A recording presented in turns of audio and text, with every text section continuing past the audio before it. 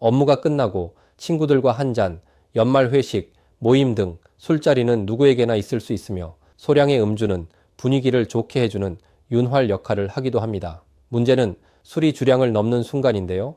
고성을 지르거나 욕설을 하다 경찰이 출동하고 귀가 조치를 하려는 경찰관에게 항의하거나 몸싸움으로 이어지면서 형사사건으로 번지는 경우가 적지 않습니다. 바로 공무집행방해죄에 연루되는 경우입니다. 공무집행방해죄는 공권력에 대한 도전으로 평가되는 범죄입니다. 경찰관 개인에 대한 폭행에 앞서 국가의 공무수행 자체를 방해한 것으로 보기 때문에 수사기관과 법원 모두 엄격한 태도를 보입니다. 실제로 초범이라 하더라도 징역형이나 집행유예가 선고되는 사례가 꾸준히 나오고 있습니다. 술에 취해 기억이 없다는 사정은 감경사유가 되지 않는 경우가 많습니다. 오늘은 공무집행방해 사건의 가해자로 연루되었을 때 선처를 받기 위해 가장 중요한 포인트 몇 가지를 알아보려고 합니다. 첫 번째는 무엇보다 중요한 초동 대처입니다. 사건 직후 어떤 태도를 보였는지, 조사 과정에서 사실관계를 어떻게 정리했는지는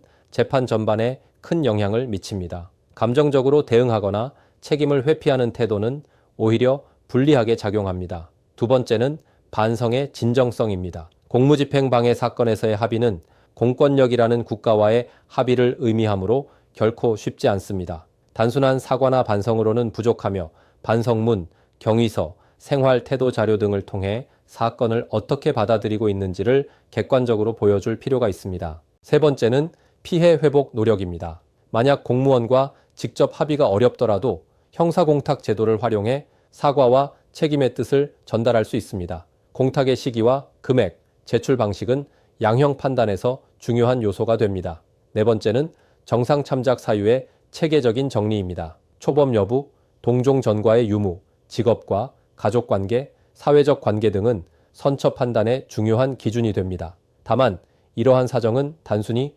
나열한다고 받아들여지지 않으며 사건의 성격에 맞게 설득력 있게 정리되어야 합니다. 마지막으로 이러한 포인트들은 개인이 혼자 준비하기에는 쉽지 않다는 것을 염두에 두셔야 합니다. 수사와 재판의 흐름을 정확히 이해하고 어떤 시점에 무엇을 제출해야 하는지는 실무 경험이 필요합니다. 공무집행방해 사건은 대응 시점을 놓치면 급격히 불리해질 수 있는 사건입니다.